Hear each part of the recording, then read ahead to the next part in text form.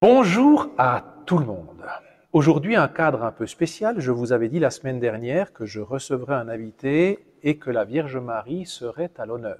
Pour ça, aujourd'hui, que nous sommes devant le maître-autel de la Vierge Marie en compagnie de Monsieur Alain Surdé. Bonjour Monsieur Surdé. Bonjour Abbé Robin, merci de m'avoir invité.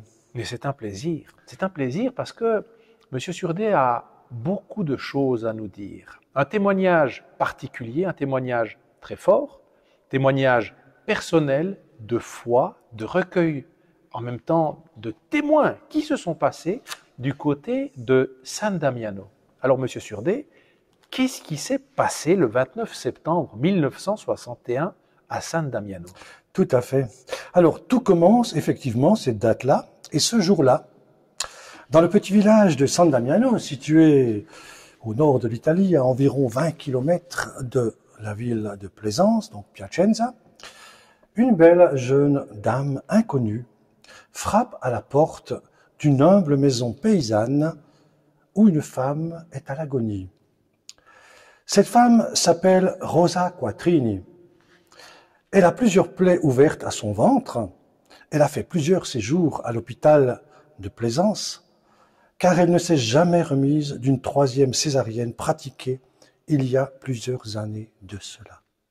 Finalement, les médecins, ne pouvant plus rien pour elle, l'ont laissée rentrer à la maison, où elle est soignée par sa tante Adèle, qui est religieuse et qui introduit donc la belle inconnue qui venait quêter pour les œuvres de Padre Pio, aujourd'hui reconnu grand saint de l'Église. Elle est ensuite conduite auprès de Rosa. À ce moment, midi sonne au clocher de l'église et la belle dame dit « Récitons l'Angélus ». Puis, elle se tourne vers Rosa et dit « Allons, lève-toi. »« Madame, je ne peux pas me lever. J'ai de trop fortes douleurs. Donne-moi la main, lève-toi. Je ne peux pas. Donne-moi encore l'autre main. » Alors Rosa se sent guérie. Elle se lève et récite l'Angélus avec la belle dame qui ajouta « Maintenant, disons 5. Notre Père, je vous salue, gloire au Père, aux intentions de Padre Pio, en l'honneur des 5 plaies de notre Seigneur. » Pendant ce temps, la dame touche de la main les plaies ouvertes de Rosa qui se ferment instantanément. Avant de partir, la belle inconnue demande à Rosa d'aller trouver le Padre Pio à San Giovanni Rotondo, au sud de l'Italie. Lorsqu'elle quitte la maison, des enfants jouent dans la cour de la ferme. Mais seul le fils de Rosa, Pierre-Georges, l'aperçoit. Selon les habitants du village, Rosa Quattrini reprend aussitôt une vie tout à fait normale. À peine guérie, elle se consacre de nouveau aux travaux ménagers et dès le lendemain et les jours suivants, elle se rend à pied à l'église du village, située à plusieurs centaines de mètres de sa maison, pour assister à la messe. Magnifique. Et puis, Padre Pio, personnage pour le moins connu, il y a une rencontre qui se passe chez Padre Pio. Absolument. Quelques mois plus tard, Rosa se rend à San Giovanni Rotondo avec un pèlerinage diocésain placé sous la conduite spirituelle de son curé, Dom Pelacani, qui croyait aux apparitions. Le samedi matin, alors qu'elle récite le chapelet sur la place de l'église, elle s'entend soudain appeler « Rosa, Rosa !» Elle se retourne et voit avec grande surprise la belle dame qui l'avait miraculeusement guérie et qui lui dit « Tu me reconnais ?»« Oui, » répond Rosa, « vous êtes la Madone qui m'avait apporté la guérison. » Et la belle dame lui dit « Je suis la mère de la consolation, la mère des affligés. Dis-le donc à San Damiano et au professeur qui n'a pas voulu croire à ta guérison. » Après la messe, nous nous retrouverons près de la table sainte et je te conduirai auprès de Padre Pio. Ainsi fut fait, et dès qu'elles furent vers Padre Pio, la Vierge disparut sans laisser de traces. Padre Pio, nullement impressionné par cette disparition miraculeuse et soudaine, dit alors à Barbarossa, on l'appellera comme ça par la suite, d'aller assister pendant 2 ans des malades dans un hôpital, mais de façon spirituelle. Après quoi, lui dit-il, un grand événement t'attend. Donc il savait ce qui allait arriver. Première apparition, 16 octobre 1964. C'est absolument prodigieux. Le 16 octobre 1964, Rosa se trouvait seule à la maison aux heures de midi. Elle n'habitait plus dans la maison où la belle dame l'avait guérie, mais à l'autre extrémité du village de San Damiano. Midi sonne au clocher de l'église et Rosa se met à prier l'Angélus. Elle entend alors une voix l'appeler du dehors. « Viens, viens ici, je t'attends. » Cet appel provenait du jardin voisin où se trouvaient un poirier et un prunier. La voix était très belle.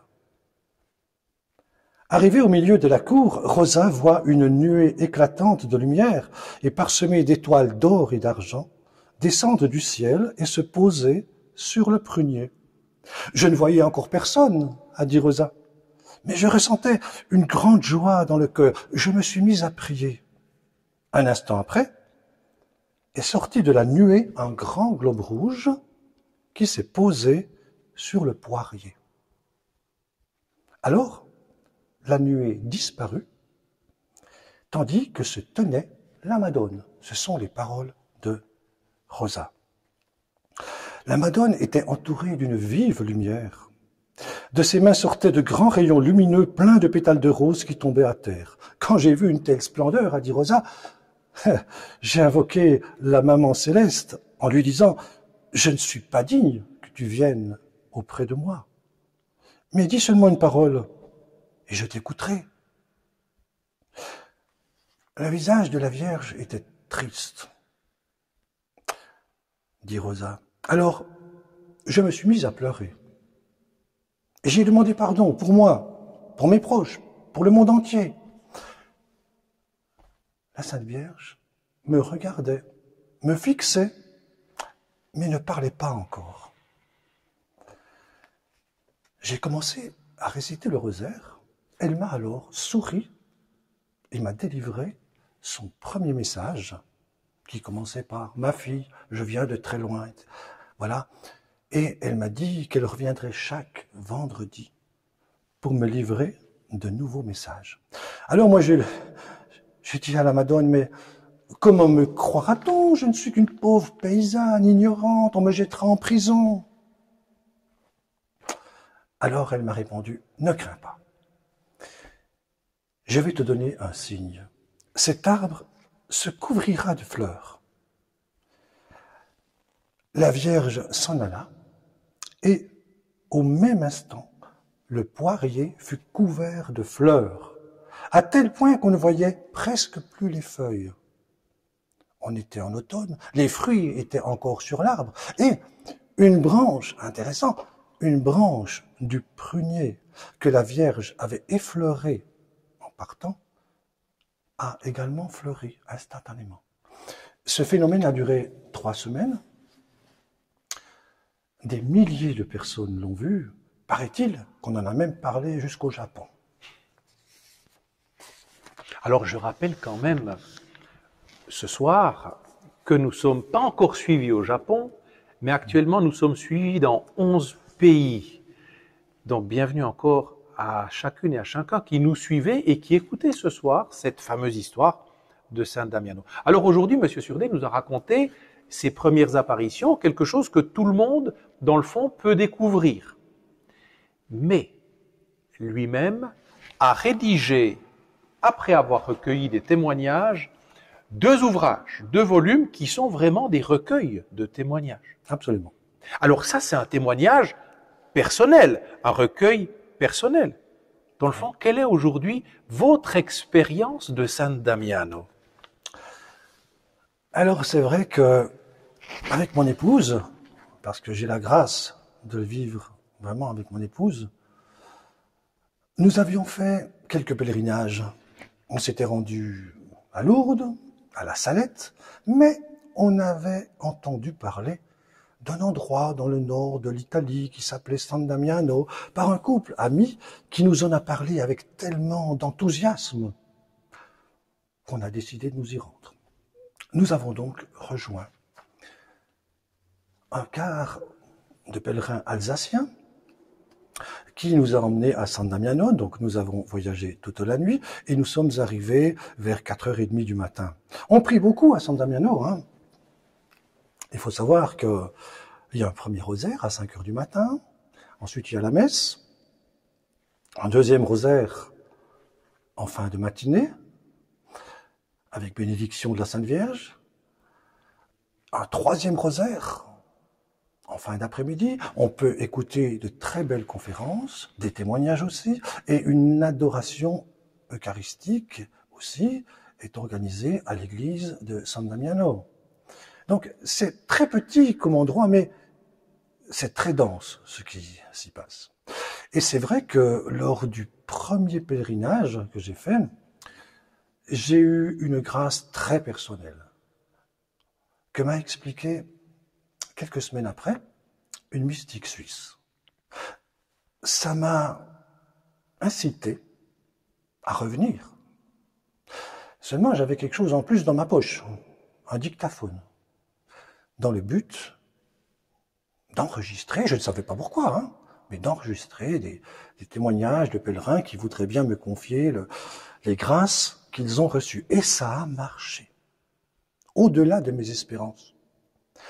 Chaque mois, car je revenais, chaque mois j'avais 1 ou 2 témoignages. Alors, je les écrivais, toujours sans savoir pourquoi. Au bout de 2 ans environ, ça devenait important. Et je me suis dit, là, il y a quelque chose. Mais je ne peux pas faire ça en touriste, entre guillemets. J'ai besoin quand même d'être conforté par l'Église. J'ai donc pris rendez-vous chez Monseigneur Koch, qui était à ce moment-là évêque de Bâle, qui m'a reçu à l'ordinariat à Soleure. Je n'oublierai jamais cette audience. J'ai parlé pendant peut-être une petite demi-heure, et à la fin, Monseigneur Koch m'a dit « Continuez, monsieur. Il y a le doigt de Dieu. » Je n'ai jamais oublié cette phrase. Alors j'ai continué. Mais c'est Monseigneur Denis Theria, évêque auxiliaire de ce même diocèse de Bâle, qui en quelque sorte a pris le relais, et que je voyais de temps en temps à Soleure. Je le tenais au courant des travaux, voilà. Et quelque temps après, Monseigneur Koch est venu dans ma paroisse pour une visite pastorale, et il y avait un apéritif, bien sûr. Alors, je me suis faufilé parmi les invités, et je me dis, qu'est-ce que je fais? Allez, j'y vais, je prends mon courage à 2 mains, et je vais vers Monseigneur Koch. Et là, il me voit devant lui, et il me dit, San Damiano. J'ai dit, oui, Monseigneur, mais que dois-je faire? Continuez. Continuez, monsieur. Allez trouver Monseigneur Amédée Grabe. Amédée Grabe, en ce temps-là, était président des conférences suisses et européennes. Il m'a reçu à Fribourg. J'ai témoigné. Et à la fin, il m'a dit, mais écoutez, allez à l'Annonciature apostolique à Berne.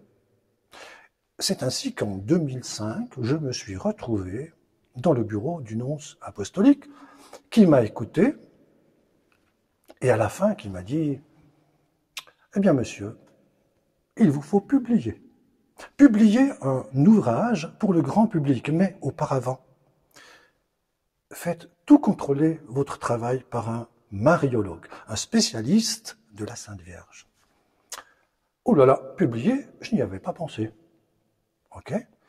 Alors, j'ai fait part de cette bonne nouvelle à Denis Thuria, qui m'a trouvé un mariologue en la personne de Benoît Dominique de la Soujole, qui enseignait à l'université de Fribourg et à qui j'ai confié mes témoignages, mon travail.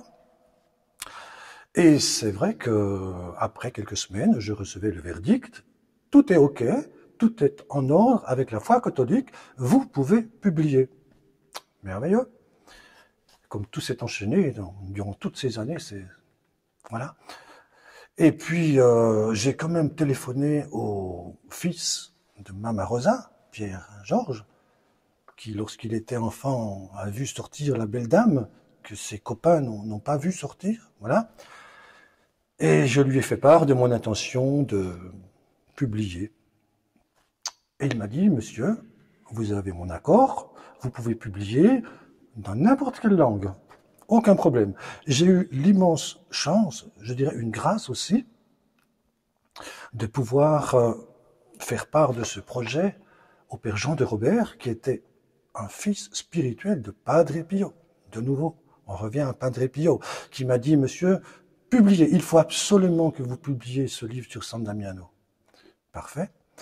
Alors, j'ai publié donc ce livre que voici en 2007 aux éditions du Parvis. Voilà, alors c'est une maison d'édition spécialisée dans la diffusion d'ouvrages religieux. Le fondateur de cette maison d'édition, monsieur André Castella, a bien connu Mama Rosa.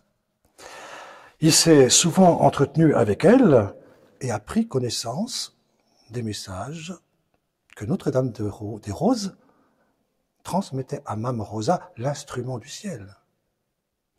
Et il les a même publiés dans un très beau livre, San Damiano, message donc de monsieur André Castella.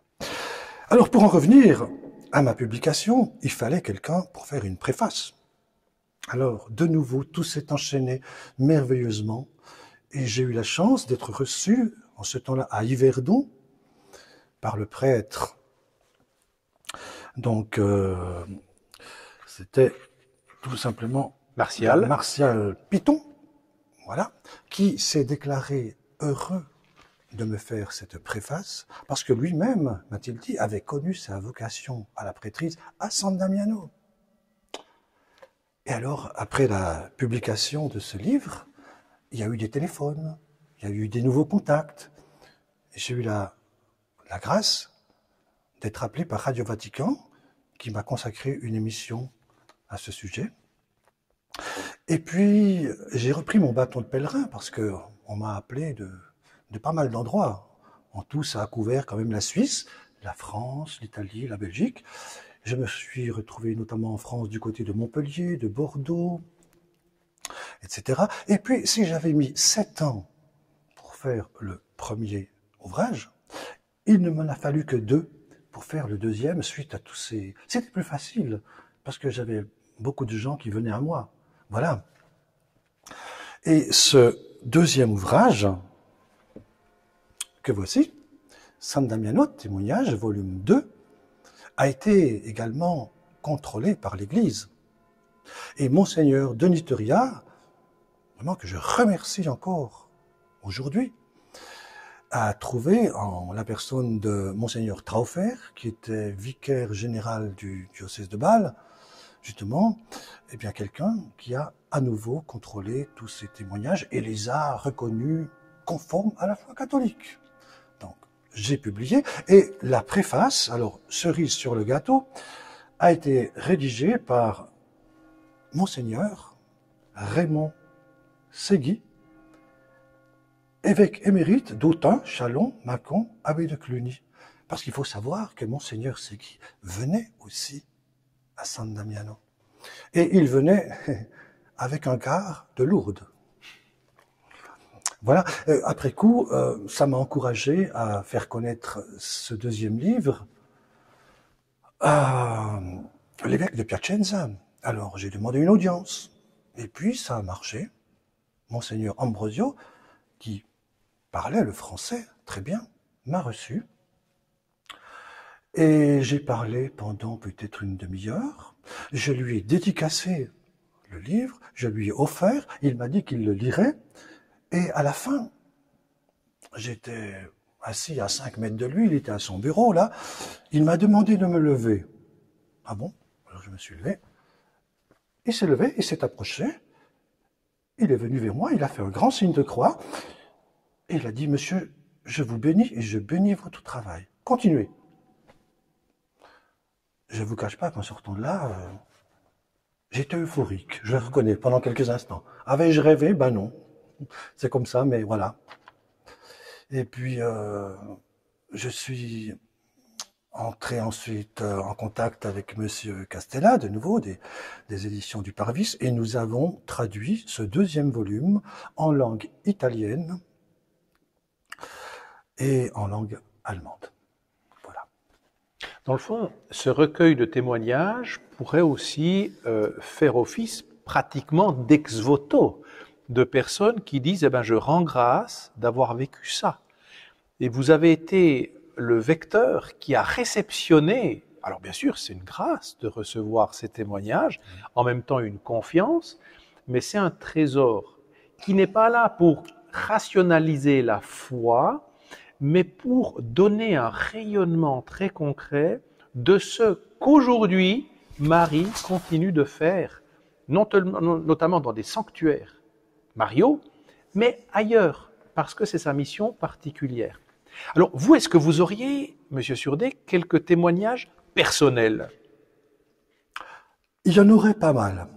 Alors écoutez, on va peut-être en relater deux qui ont trait à des rencontres providentielles. Voilà. Bien, alors c'est vrai que j'avais une amie française qui me véhiculait durant des fois mes congés, et j'étais enseignant. Donc je prenais souvent du temps pour me faire conduire en France chez des personnes que mon ami connaissait et qui avaient de merveilleux témoignages à relater. Et un jour, elle me dit « Écoute Alain, il y a une organisatrice de pèlerinage à Besançon qui a vraiment un témoignage de première main. En plus, elle possède un document. » Ah bon? Alors j'ai dit, écoute, Anne-Marie, elle s'appelait Anne-Marie, tu lui parles de moi, tu lui dis que voilà, il y a un Suisse qui recueille du témoignage. Voilà, il sait pas très bien encore ce que ça va donner, pourquoi il le fait, mais il le fait, voilà, avec passion, avec cœur. Et alors, ça ne jouait jamais. Ben non. Mon amie était désolée, elle me disait, mais Alain, ça marche pas. Une fois, elle me dit qu'elle l'a prêté, après on lui a pas rendu, après elle est malade, une autre fois, elle doit partir, enfin bref. Elle ne voulait pas me contacter. Bon, alors j'ai dit, écoute Anne-Marie, pas de problème, si la Sainte Vierge veut, il faut avoir cette confiance, hein, veut que j'ai ce témoignage, ce document, je l'aurai. Et j'ai complètement oublié l'affaire. On était en février, et j'avais commencé une neuvaine, c'est-à-dire me rendre 9 mois de suite, le premier samedi du mois à San Damiano. Ma neuvaine s'écoule, septembre, octobre, terminé. Et je ne désirais plus aller en novembre à San Damiano. Mais novembre arrive. C'était un vendredi, premier samedi du mois, qui allait suivre là. Je me vois encore chez moi. Et tout à coup, quelque chose qui vous prend. Il faut que je parte. Il faut que j'aille à San Damiano. J'ai dit, Madeleine, mon épouse, je pars. Mais je téléphone quand même voir s'il y a une place. Il restait une place dans le car. J'ai dit, je la prends. Je suis arrivé à San Damiano, une petite pluie fine, 5 heures du matin à peu près. Je me dis, mais je fais quoi? J'avais terminé ma neuvaine. Pourquoi je suis venu? Pourquoi cet incroyable sentiment qui m'a pris, qui m'a dit, mais viens. Bon, j'étais là. Premier rosaire se passe, deuxième rosaire, je descends pour aller prendre mon repas. Et puis, je prends mon plateau, je m'assieds à une table où il n'y avait personne, une longue table de, en tout cas, 4-5 mètres de long. Et je pose mon plateau, et là, devant moi, au comptoir, une dame assez âgée, qui tient son plateau aussi, qui me regarde, et qui, à 4 ou 5 mètres de moi, me dit « Je peux m'asseoir vers vous ?» Mais bien sûr, mais ça m'a étonné. Je pensais qu'elle s'assierait en face de moi, mais non. Elle a contourné la longue table et s'est assise à ma gauche. Et elle me dit « Mais monsieur, c'est bizarre, vous savez, je suis organisatrice de pèlerinage, voilà, je vous ai vu, il fallait que je m'assieds. » Elle m'a dit ça, hein. Il fallait que je m'asseye vers vous, il fallait ça. Pourtant, c'est bizarre, mais mes pèlerins, vous voyez, ils vont s'asseoir, vous les voyez là-bas, ils vont s'asseoir là-bas au fond.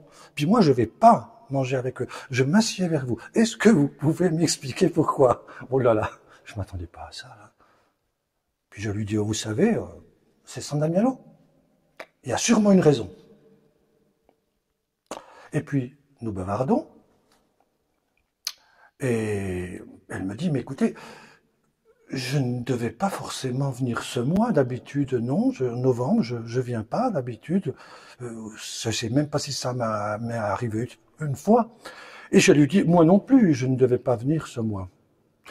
Et dans la discussion, elle me dit donc qu'elle est organisatrice de pèlerinage.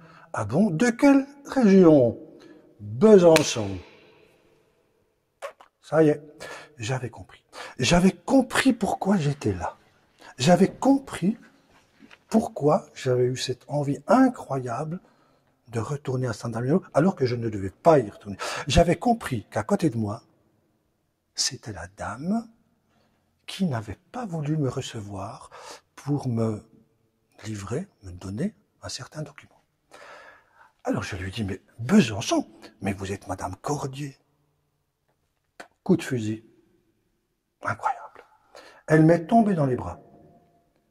Et vous êtes Monsieur Surdé? J'ai dit, oui. Ah, monsieur. Elle m'a embrassé, comme ça, voilà. Et puis elle m'a dit, mais je suis désolé. Et moi qui n'ai pas voulu vous recevoir. J'ai confiance en vous. Ça, elle m'a dit. J'ai confiance en vous. Vous aurez ce document. 3 semaines après, j'étais chez elle. Et elle me donnait le fameux document. Voilà, c'est... Providentiel. Je vois pas d'autre explication, Abéron, mais j'en vois pas. J'ai un autre témoignage, puisque d'une autre rencontre que je qualifie aussi de providentielle, nous étions avec Madeleine, mon épouse, en train de prendre le petit déjeuner dans une pension.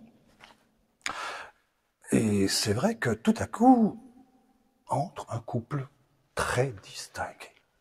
Très distingué. Voilà, et la dame vient s'asseoir à côté de moi. Ça me fait penser, tiens, un peu comme le témoignage précédent, finalement. Et son mari reste debout, à ses côtés, il hésite, il ressort. Et la dame me dit, mon mari va fumer une cigarette. D'accord? Et puis nous faisons connaissance.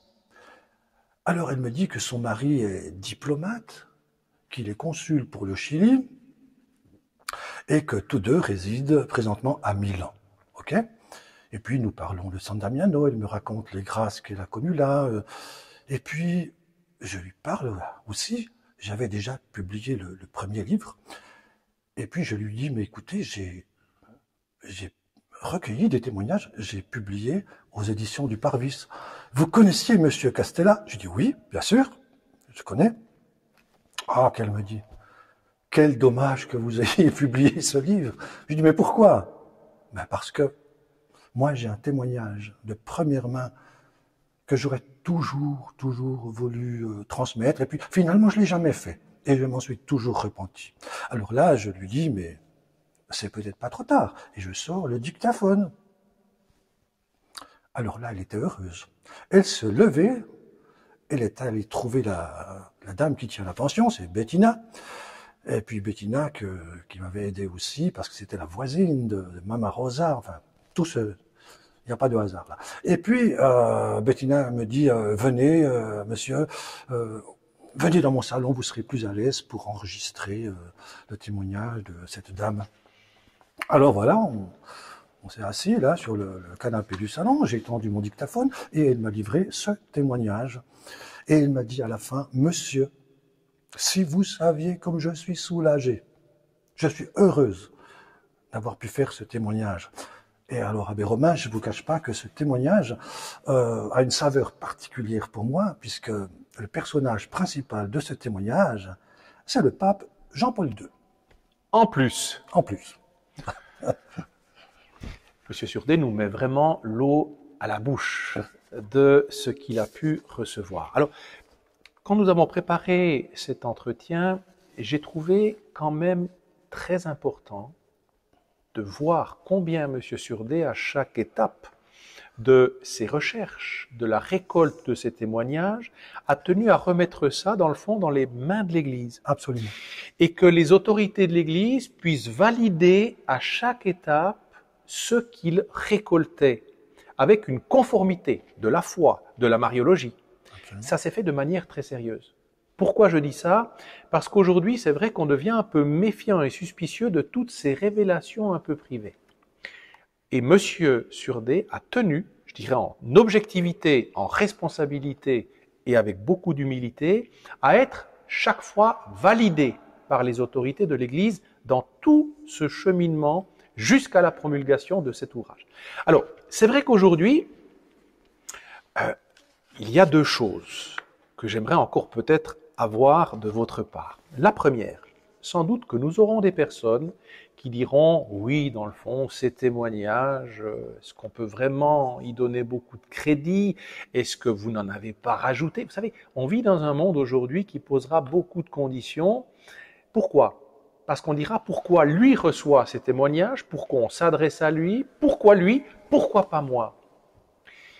Alors, on doit être prêt aussi à affronter ce regard suspicieux et méfiant. Comment est-ce que vous l'affrontez et qu'est-ce que vous répondriez à ces détracteurs?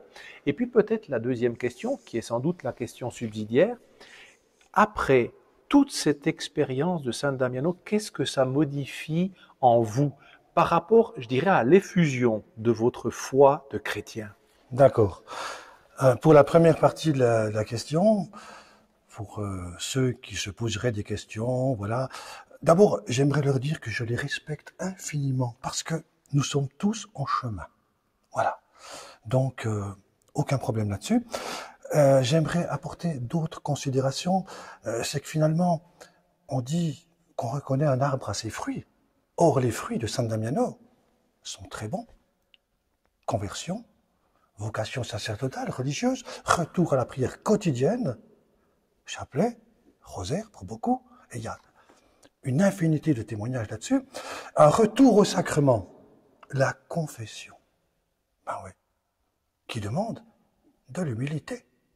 Eh oui, mais c'est nécessaire, voilà. L'Eucharistie, bien sûr, et puis c'est un cheminement. C'est un cheminement, donc ça, voilà. J'aimerais aussi souligner quand même, à ceux qui se poseraient des questions, le rôle central qu'a tenu Padre Pio dans les fêtes de San Damiano. C'est pas pour rien que sa statue est là, à San Damiano. Voilà. Et puis, je dirais encore que ce que ça m'a apporté, un approfondissement tout simplement de ma foi. Voilà, un retour à beaucoup plus de sacré, de par la prière, les sacrements, ça c'est incontestable. Et une joie intérieure avant tout, ouais, qui je pense, je le sens, est communicatif. J'ai la chance aussi de vivre ça non seulement en couple, mais mes enfants, tout ça, ma famille, ont vraiment, je pourrais parler de grâce aussi reçue dans ma famille, voilà. Bref, et j'aimerais revenir aussi au fait de dire que finalement, on pense à l'évangile, la parabole des talents. Alors la question qu'on peut se poser, quand on reçoit un talent, On n'en est jamais digne, bien sûr. On le reçoit gratuitement. Mais on a deux possibilités. Soit j'enterre mon talent, comme dans la parabole, soit je le fais fructifier, avec les risques éventuels. Mais voilà, c'est comme ça, quoi. Et je pense que j'ai choisi la deuxième solution, et que cette solution-là, l'entretien que nous avons à Romain ce soir, eh bien, va dans ce sens de faire fructifier tout cela, et je vous en remercie du fond du cœur. Mais c'est un très grand plaisir de vous avoir reçu ce soir, et je prends ça aussi comme un signe. Vous savez, ces entretiens, cette diffusion, ce qu'on est en train de vivre là, c'est de l'aspect du témoignage. Et on doit témoigner, parce que c'est dans cette droite ligne d'un apostolat de baptisé. Dans mon apostolat de prêtre, je le vis aussi de manière profonde. Je dois témoigner. Chacun témoignant de grâce reçue, de providence. Certains y verront du hasard. Certains y verront de l'imagination, de la fabulation. Je dirais libre à eux. Mon cœur me dit hommes et femmes de peu de foi. Mais on doit respecter aussi cet aspect-là. Mais aujourd'hui, disons-nous bien que la Vierge Marie, c'est notre maman des cieux. Elle a reçu une mission particulière de conduire les âmes auprès de son Fils. Elle est cette personne qui a une maternité particulière à nous guider. Et c'est pas pour rien que dans les sanctuaires, dans les lieux où Marie se révèle de manière un peu plus particulière, et ça ne nous appartient pas. Pourquoi Lourdes? Pourquoi San Damiano? Pourquoi Medjugorje? On ne sait pas. Mais en attendant, notre rôle, c'est de se dire, remettons ces révélations mariales dans les bras de l'Église. Et là, en l'occurrence, on a remis dans les bras de l'Église et tout a été validé. C'est magnifique. Validé par le magistère de l'Église, par des experts. Ça ne veut pas dire que ça doit rationaliser et prouver la foi en Marie et au Christ, loin de là. Absolument. Mais on doit se dire combien Marie continue aujourd'hui de se révéler pour nous montrer les merveilles de son amour. Et je le ressens dans le témoignage d'Alain Surdé, c'est quelque chose qui va nous marquer. On en sort différent. Et on ne peut que le témoigner à l'image de la petite Bernadette Soubirous qui disait « Je suis responsable de vous le dire, pas de vous faire croire ». C'est un peu ce que vous voulez nous dire ce soir. Tout à fait, puis il me vient une phrase de Notre-Dame des Roses à Mama Rosa, quand elle lui dit « Faites, et moi, je ferai ». Et voilà. Et M. Surdé a fait. Et il a posé ça vraiment par écrit, et vous le retrouvez encore vraiment en gros plan, cet ouvrage, volume 1 et volume 2, les témoignages de San Damiano, des récits précieux qui véritablement sont pour moi des ex-voto de rendre grâce de l'action de Marie, du Christ aujourd'hui dans notre monde qui continue d'intervenir pour la sainteté, pour notre chemin de conversion, pour la miséricorde de Dieu, pour nous, pauvres pécheurs, mais nous sommes en chemin. Alors un grand merci. Merci à vous. Et puis on se retrouve bientôt pour un prochain témoignage d'un autre style, vous verrez, mais le but est de vous proposer une multitude de témoignages, avec une multitude de facettes, de personnes, de personnalités, et puis en même temps, ce qui nous relie, c'est toujours aujourd'hui, dans ma vie, Dieu me parle. Aujourd'hui, dans ma vie, la providence intervient. J'ai envie de vous le dire, j'ai envie de témoigner. Et in fine, on le dira toujours, que celui qui a des oreilles entende.